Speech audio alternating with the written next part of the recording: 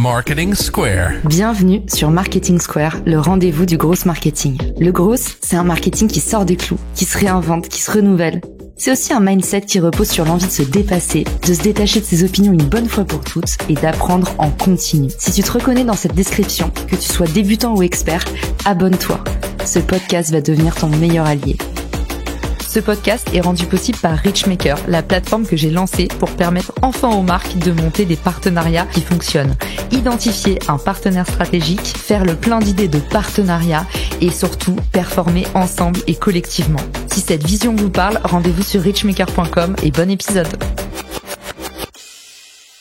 Bonjour à tous et bienvenue dans ce nouvel épisode de Marketing Square. Aujourd'hui, je suis avec Romain Bouvet et on va parler d'un sujet, la question à 10 000 euros, comment vendre plus cher? Comment vendre ou comment se vendre, c'est toujours la sempiternelle question. Romain, bienvenue dans le podcast. Tu es à la fois docteur en psychologie sociale, consultant et formateur. Raconte-nous un petit peu, c'est quoi ton parcours? Alors déjà, merci beaucoup pour l'invitation, Caroline. C'est un plaisir d'être sur Marketing Square. Alors mon parcours, donc j'ai un doctorat de psychologie sociale et cognitive avec une spécialisation en neurosciences. Ma spécialité, c'est les techniques d'influence. Et je t'ai repéré sur LinkedIn parce que justement, tu fais de la création de contenu très originale et ça fait plaisir de voir des profils marketing qui sont teintés comme ça de connaissances en psychologie, en psychosociologie, en sciences cognitives, comportementales. C'est très intéressant le contenu que tu produis et avec toi, je voulais aujourd'hui aborder le thème de comment vendre plus cher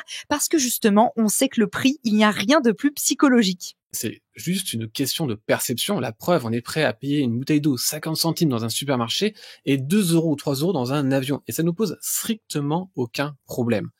Donc, en fait, le prix est purement psychologique car le cerveau ne sait tout simplement pas évaluer un prix. Il ne sait pas ce qui est cher ou pas cher. Il peut que comparer un prix, mais il ne sait pas évaluer un produit ou un service. Donc, la première chose, en effet, c'est que c'est psychologique. Mais la deuxième chose qui est très importante, c'est qu'on a un rapport très particulier avec le prix. C'est que dès qu'on voit un prix, on a une zone du cerveau qui s'active, qui est le cortex insulaire. C'est une zone qui est liée à la douleur. En gros, quand on présente nos prix, on active une douleur liée à la physique. Par exemple, quand on a un comportement un peu irrationnel qu'on a observé, les gens ils mettent les produits dans le panier, dans un e-commerce, ils sont prêts à l'acheter, puis ils l'achètent pas. On sait pas pourquoi. Parce que tout simplement, au moment où ils ont mis ajouter au panier, là, il y a une douleur qui s'est activée. Et il y a des objections qui arrivent.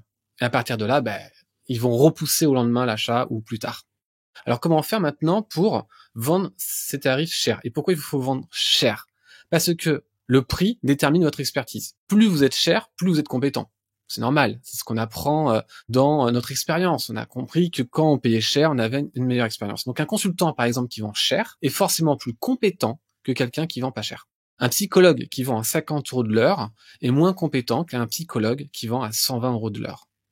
Toi, Romain, comment tu fais pour fixer tes prix?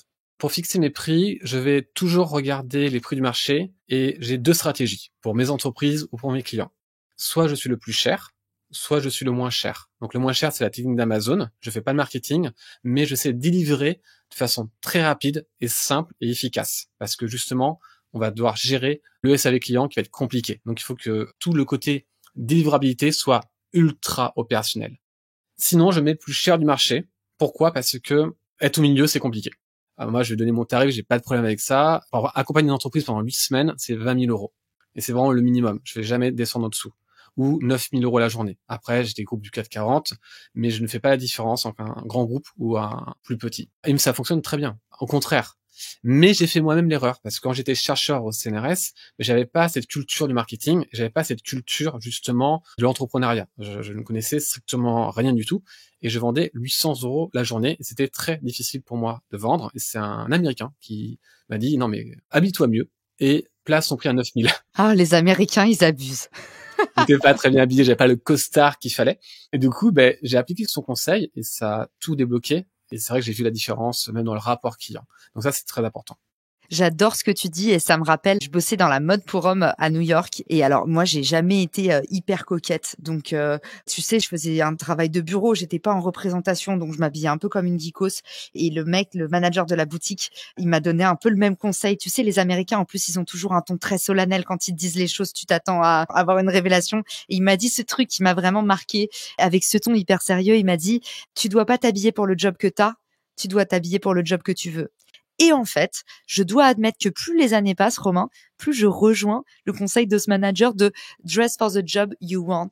C'est un truc, en tout cas, plus j'avance dans la vie, moins je trouve ça bullshit.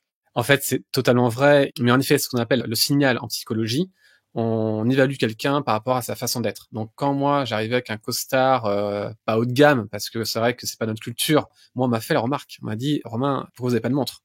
Bah, je dis, parce que j'ai l'heure sur mon iPhone. Pourquoi j'ai pas de Rolex? Alors que moi, je déteste avoir des trucs sur moi, je suis minimaliste au plus haut possible. Mais j'ai su m'adapter et j'ai vu la différence. Et quand j'ai investi, en effet, c'était plus facile déjà. Quand je vends des conférences ou quand je vends des prestations à prix élevé, chaque mot qui sort de ma bouche à ce moment-là a de la valeur. Quand c'est faible, c'est faible. Et donc, j'ai vu la différence.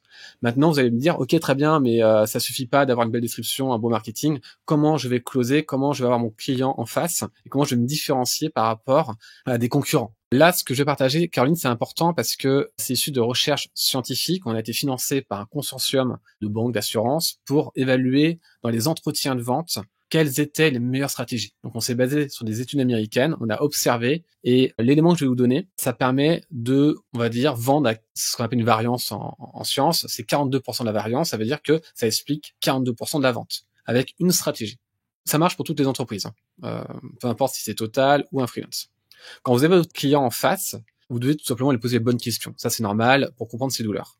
La différence, c'est que ici, tout le monde va commencer à présenter son produit, son service, et là, vous ne devez pas le faire. Ce que vous allez devoir faire, c'est d'activer de la dopamine. Comment on active de la dopamine? En fait, il faut apporter quelque chose de nouveau à votre client. Donc, une nouvelle vision de voir les choses ou une nouvelle vision de voir son problème. Il doit se dire, ah ouais, j'avais pas vu ça.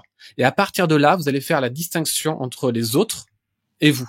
Parce qu'il va se dire, ah non, mais ok, lui, il a compris, il m'a apporté quelque chose de nouveau. Et donc, du coup, à partir de là, c'est ça qui va déterminer la vente. On a testé pas mal de techniques, on a comparé, les résultats vont dans un prochain livre qui va arriver, où on a comparé en effet les techniques de PNL, de tout ça. On a ces résultats. Alors, synchroniser avec l'émotion client, oui, ça augmente probablement la confiance, mais ce ne sont pas des choses quantifiables. Je n'ai pas une expérience scientifique sur l'entretien de vente qui va prouver que ça fonctionne. Alors, ça fonctionne pour les pourboires. Par exemple, on apprécie mieux quelqu'un qui reprend nos mots, mais on n'a pas une preuve sur des longs entretiens. Pourquoi? Parce que le client, il a un problème. Dès que vous avez parlé de son problème, il va vous oublier. Moi, ce que je conseille, déjà, c'est pas de poser plein de questions. Plus vous posez des questions, plus vous allez considérer que la personne n'est pas spécialiste. Un médecin qui commence à poser plein de questions, vous dites, OK, lui, c'est pas bon. Vous préférez un médecin qui va poser 3 questions, qui dit, OK, c'est ça que vous avez. Mais quand vous posez des questions, il faut le faire de la bonne façon. Donc là, il y a des études du MIT qui montrent que la façon de poser les questions va influencer la perception du problème du client. Au début, vous devez commencer par des questions un peu généralistes. Après, vous allez commencer à approfondir. Alors, je vais vous donner un exemple concret, ce sera plus simple. On va reprendre l'idée du site web. Vous pouvez dire, qu'est-ce que vous attendez d'un site web? Ça, c'est une mauvaise question. La question que vous devez poser, c'est, pourquoi souhaitez-vous un nouveau site web maintenant? Il y a le pourquoi qui active la cause et maintenant qui active l'urgence. Et là, la personne, elle va dire quoi? Elle va dire, en fait, je veux un site web parce qu'aujourd'hui, on a des problèmes de conversion. Donc là, il partage son point de vue, il partage son problème. Et là, on va directement, très rapidement, avec une seule question au problème du client. Poser la bonne question, c'est vraiment très important. Il faut un peu les préparer à l'avance et rapidement aller à la douleur du client. Et c'est ça qui va permettre de comprendre, lui, sa perception. En plus, il va partager son point de vue. Donc ça, c'est très important. Une même étude du MIT montre que dès que le client partage son point de vue, ça active de la confiance directement de manière générale. Et quand vous avez compris son problème, c'est là que vous allez devoir lui faire un switch mental. C'est-à-dire que c'est ici que vous allez introduire la dopamine, parce que quelque chose de nouveau active automatiquement la dopamine. Donc, il faut qu'il ait une nouvelle perception de son problème ou une nouvelle perception de sa solution. Et là, c'est la deuxième étape. Juste en faisant ça, vous allez augmenter vos ventes.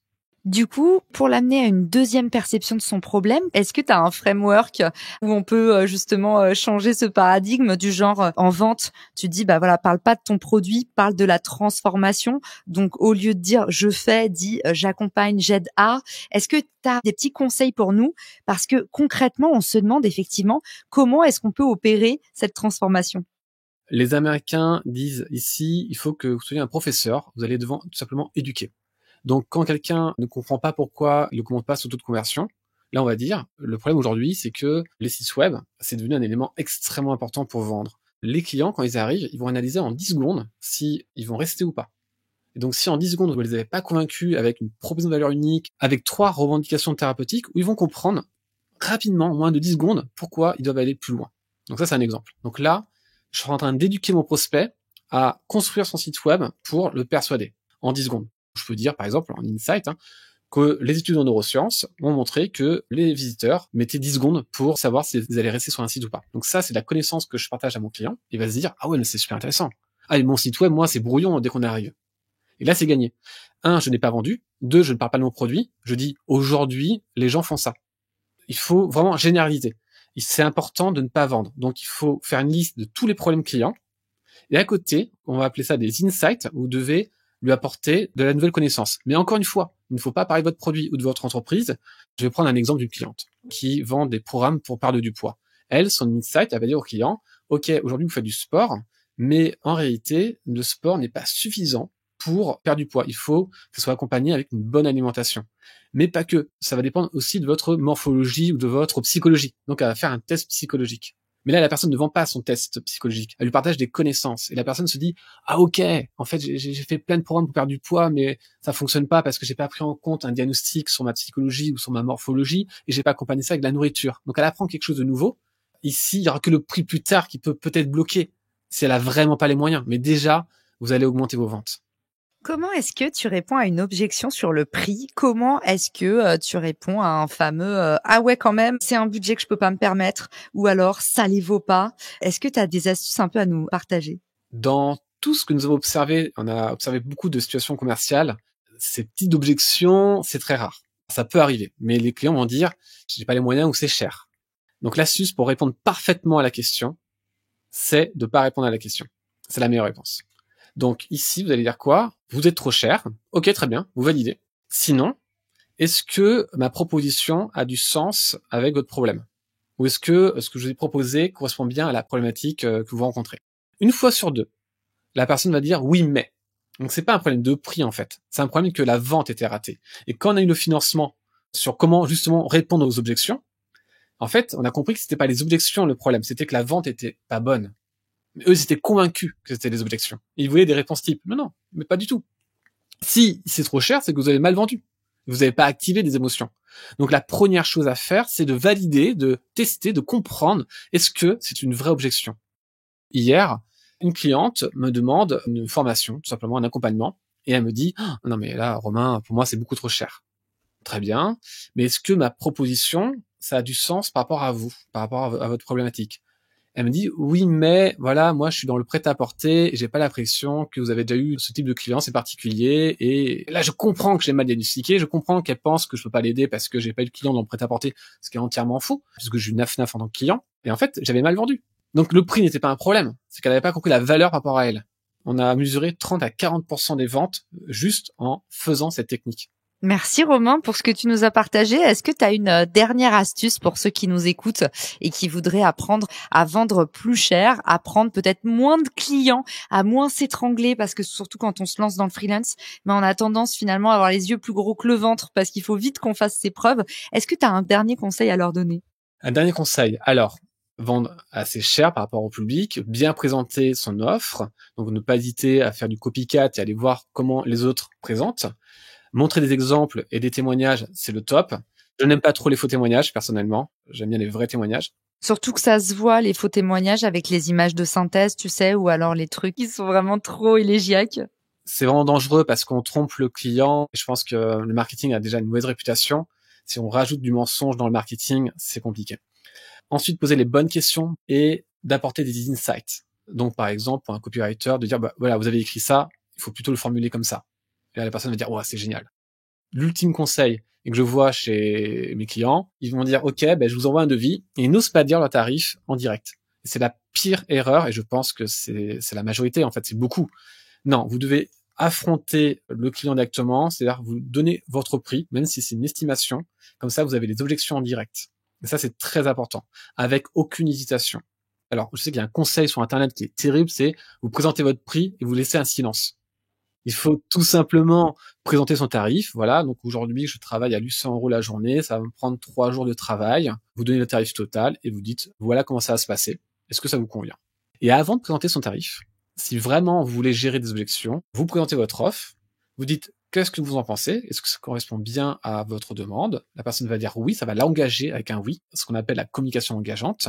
Et ensuite, vous pouvez présenter votre offre. Parce que dès que vous obtenez des oui, vous allez obtenir de l'engagement.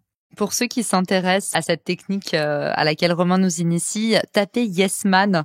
Ça s'appelle aussi la technique du Yes Man. C'est faire dire oui plusieurs fois à quelqu'un et en fait, vous conditionnez votre client à dire oui et c'est un biais cognitif assez puissant. Alors, ça marche pas à tous les coups, mais en tout cas, c'est vrai qu'en se créant une série de oui, en aidant en fait le client à contextualiser son problème, vous risquez justement de provoquer son engagement comme vous le disait Romain. C'était un épisode plein de valeurs, hyper pratico-pratique. Merci Romain pour tout ce que tu nous as partagé. Allez, on leur laisse une dernière pépite à nos auditeurs.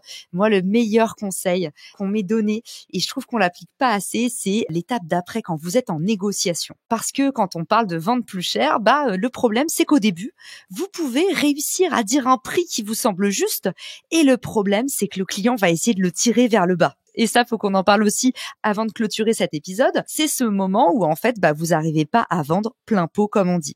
Le meilleur conseil qu'on m'ait donné, c'est de ne jamais baisser mon prix sans proposer une concession au client. Et en fait, avant, bêtement, ça m'est arrivé de me dire, bon, allez, c'est notre première collaboration. Je vais faire un effort parce que on initie la collaboration ou parce que t'es un ami de Valentin. On aura toujours une bonne raison de vous demander un tarif.